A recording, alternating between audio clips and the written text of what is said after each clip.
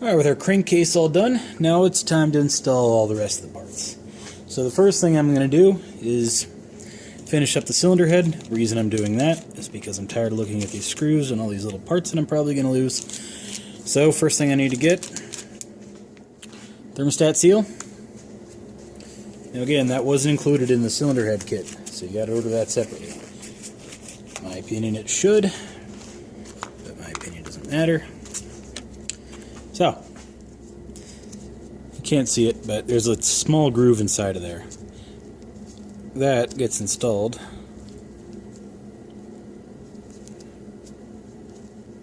over the lip of the thermostat, if I can get it on there, which I probably can't. Alright, we've got the seal installed.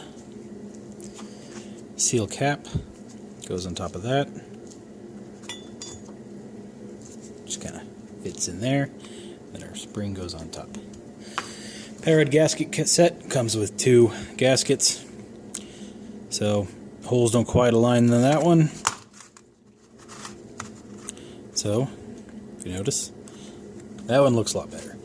So I'm going to put this in my drawer of gaskets should I ever need it, which I never will. And it'll just get lost and thrown away at some point, but I'll save it for the time being. So what I have now is some Johnson Avenue gasket sealant compound. I'm going to apply that to both sides of the gasket. Now, you probably don't have to do this at all. I really don't think you do. But I got a big gallon of the stuff. It's not a gallon, it's a quart. So I'm just going to go ahead and do it. Couldn't hurt, right? So all I'm doing here is I put some on there and I'm just spreading around with my hand. That's one of the beauties of wearing gloves, so you don't mind touching this stuff. It's pretty sticky and pretty gross, but with gloves, don't notice it. So, install it like so. Install our spring.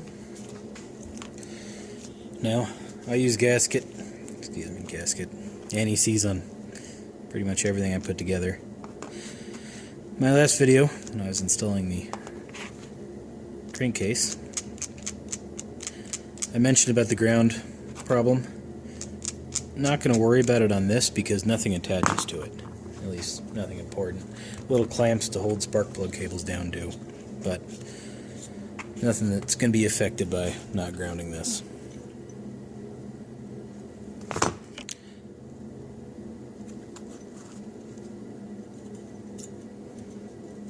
Let's get that spring in.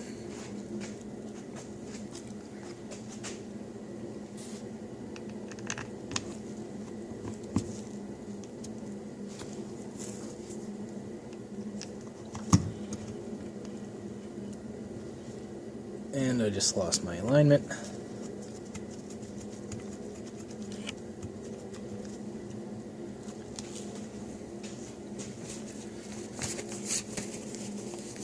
So you see what I did there? I dipped a couple of screws to have it ready. With one hand I forced that down, hold the spring down while I started getting screws in.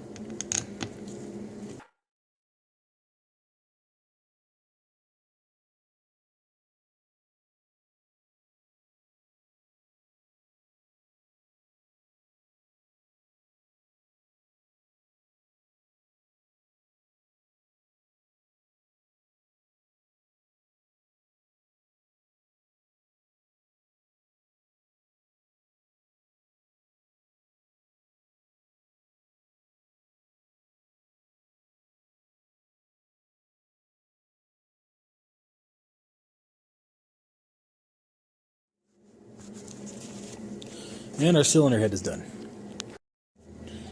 Alright, now I'm going to install the exhaust bypass cover. Same thing as I did for most of the other gaskets. So I'm going to coat them in the sealing compound.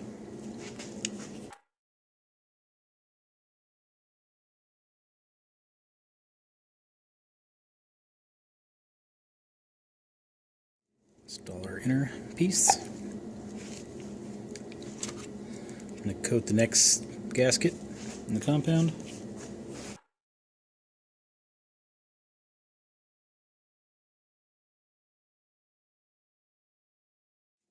Get that junk off my hands. So with this cover, the power pack grounds to it. and the stop switch relies on the ground from this in order to function. At least memory serves me correctly, it does.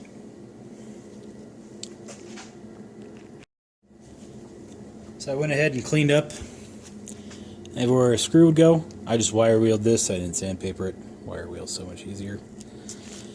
Install it like so. Now, same thing as always. Each screw is going to get some anti-seize.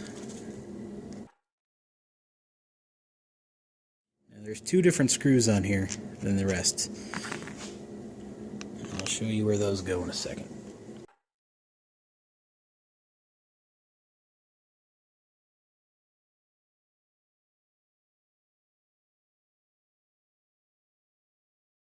Now you have a little stop tab right there. I believe that's for one of the wire clamps.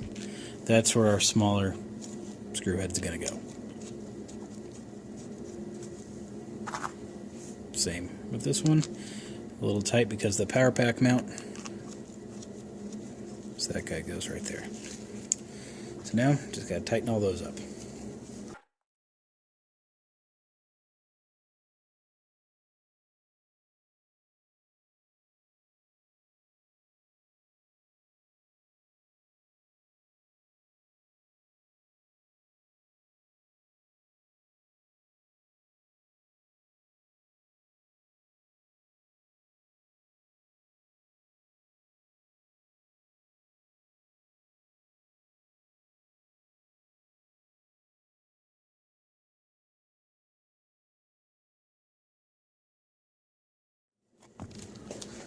Alright, that's that one.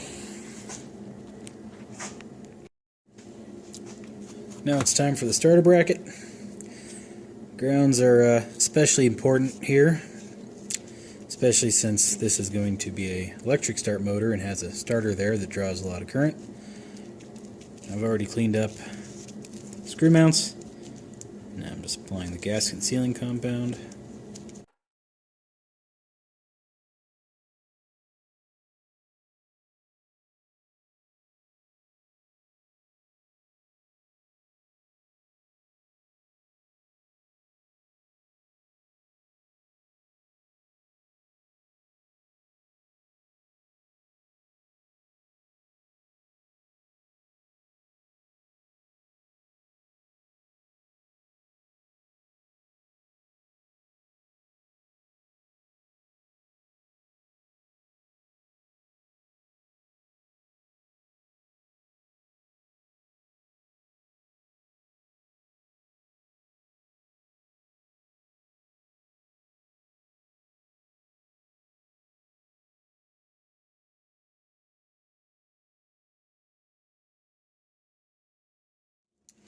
Alright, and our starter bracket is installed. Now it is time to install our Replate and our intake manifold. So when I bought this engine, the guy I got it from told me he did everything. He replaced the power pack, the coils, water pump, all kinds of stuff, and he could not get this thing to run for the life of him. So usually when that happens, tells me either the carburetor is a problem or there's a problem with the reed plate, which is surprisingly pretty common. So at a glance it looks pretty decent, as in decently clean. Let me show you why it's not. You see how you can barely see some light through there? That's letting gas in and out as it goes. That is a problem. Like I said, they look clean, but they're not. They need to sit in their flush and make sure no gases or any air can come back out of there, which in this case they can. Go ahead and show it up to light and give you a good example, but then we'll get that fixed up. Pretty hard to do, but see the light coming through on the ends there? That is definitely a problem. So we'll get it fixed up. So you want to be careful with these reeds. They're pretty expensive. First thing we need to do is pull off the reed stops. Go ahead and get a screwdriver that fits in there.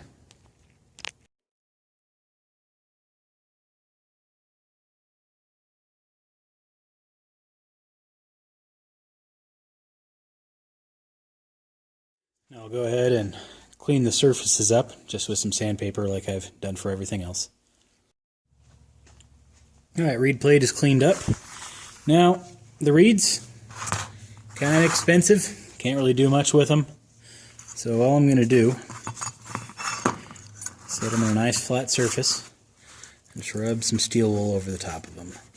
Just to make sure no foreign materials or anything weird wedged in there. Wiping them down with a rag would probably do just fine as well.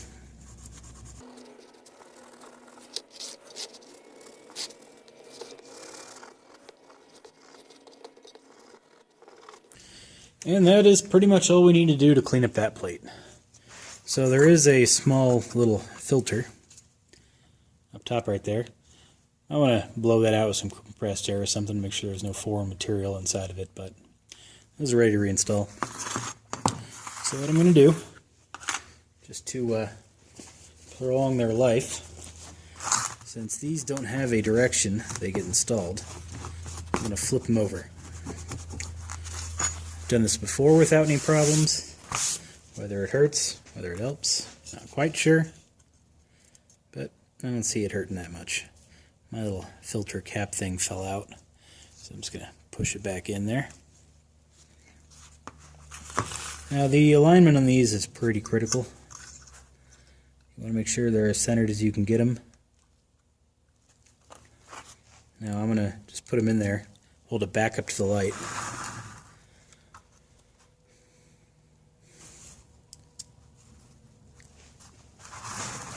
And then go ahead and tighten them down fully. So you want them as even and as centered as you can possibly get them. So all I'm doing right now is holding them up to light, making sure nice and centered. But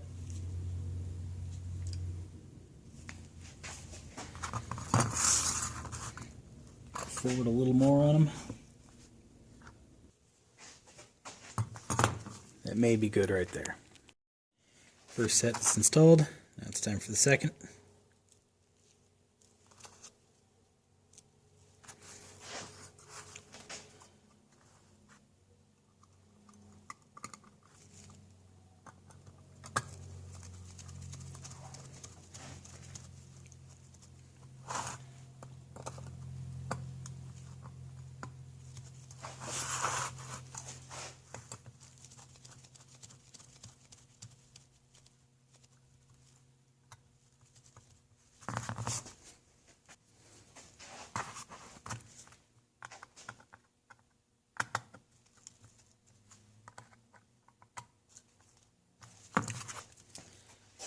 Should be it for the second.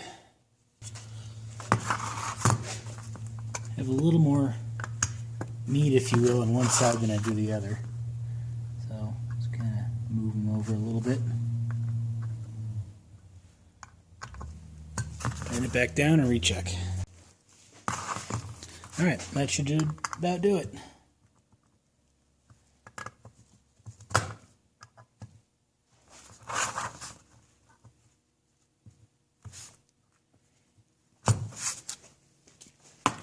So I'll tighten those down fully, and I'll grab the gaskets and the hardware for the rest of the intake.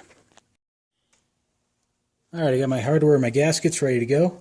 So if you'll notice, one screw is a little smaller than the rest, and you may have forgotten where that screw came out. If you notice all the mounting holes here, two of them pretty thick. They're all pretty thick, except for this one. The shorter screw is going to go in that hole. Second thing, we have two different looking gaskets, both fit on both sides. So look at the inside of the intake manifold and determine which one probably goes on that. That would be that one. So I'm going to coat this one up with the gasket sealing compound and go ahead and install it. With any luck, the stickiness of the compound will hold it on there while we work with the rest. But if not, we'll overcome it. So, same thing as all the others.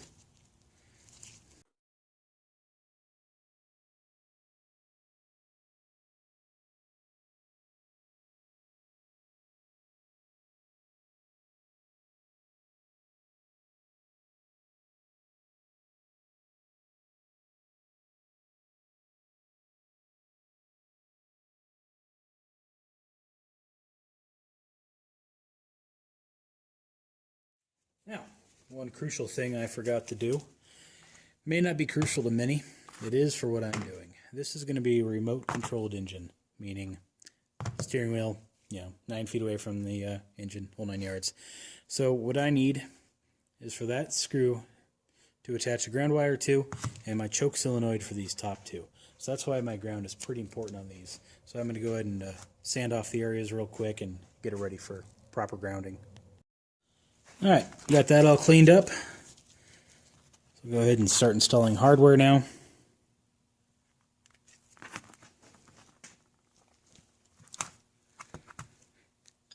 Suppose I could have put the screw in and then put the anti-seize on. Whatever, this will work. So now that I got one in there, it'll hold it for me. I'll get the rest of them in.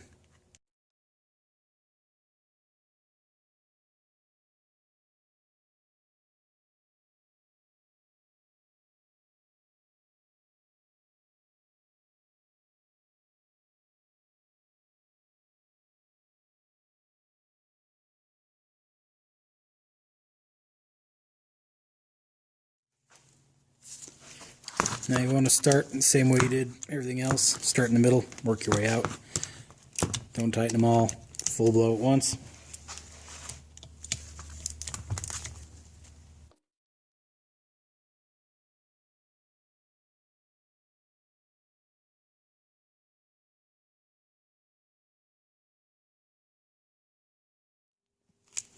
Alright, and that should about do it.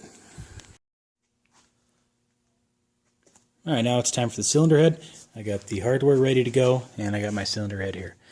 So, in case you're wondering why this is already blue, this was going to be for a project that I started quite some time ago. It was a 75 motor, which uses a different style of power head, or cylinder head, which I didn't know at the time. Now I do. So, I have an extra. I'm going to go ahead and use that. It's got a light coat of paint on it, but nothing really is going to make a difference.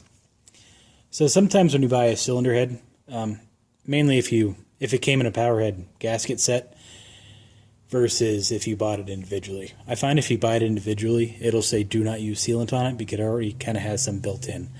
This being, I think, the cheaper version of the gasket doesn't say that. So we need to coat this in gasket sealing compound. Now again, you don't necessarily have to. It's just something I like to do.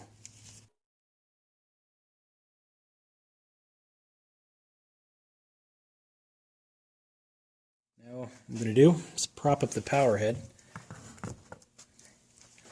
Reason being, this stuff hangs lower than this, and it would just get in my way. Alright, got the grounds cleaned up. Let's go ahead and give this a shot. Keep in mind I already have anti-seize on the end of these bolts. Some of them anyway.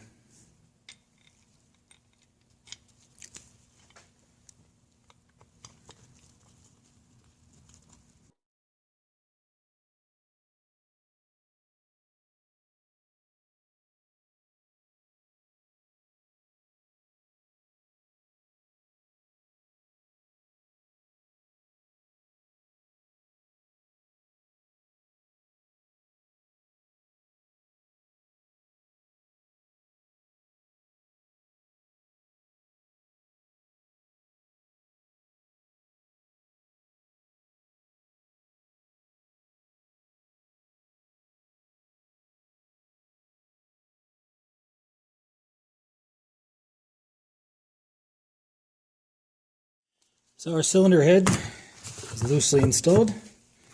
So now what we need to do is torque it down to its proper spec. Alright, torque specs on these is 216 to 240. I have this set at 220. Actually a little higher. 225. Alright.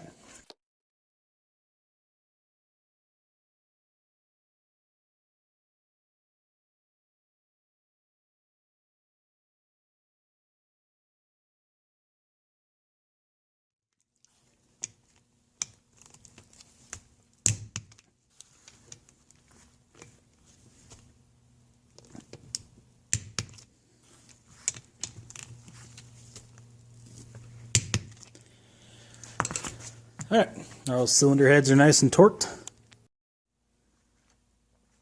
Alright, our power head assembly is, well, assembled at this point. So what I'm going to do is get some masking tape and tape off anything I don't want to get paint on. Mainly the crank. The seal can get painted all at once. It's not going to hurt anything. And everything down here. I don't want to have to go through cleaning that off again. So I'm going to run some masking tape over it, trim it along the sides, and that'll do just fine for that. Next one would be this. All I'm going to do is put a piece of tape over the main hole, and then I'm going to clean off the gasket surface for this when it's time to install the carburetor. Then I'm going to get some old spark plugs that came out of here, and put them back inside of the holes. And then just go to town and primer it in the morning, let it dry for a few hours, and then do a couple of coats of paint. So stay tuned and show you what that looks like. Now I'm just waiting for the primer to dry. I rotated this engine as I went to make sure I get under every angle. Just something I like to do. So I'll just give you a quick shot of how it looks all nice and primered. As you can see, I taped over the bottom, taped over the carb hole, taped on the crank, and threw some tape inside of the screw holes. So let it dry for a little while, then I'll paint it. Alright, the power head is painted. I'm going to let it sit here and dry for a few days while I take a break of working on this thing. I've probably been working on it for, I don't know, better part of a week now. But as you can see, nice, painted, clean. That's the way I like my power heads to look. So, please subscribe. Hope you found this video helpful. And if you got any questions, let me know. Stay tuned for the next video where I will be installing this back onto the body.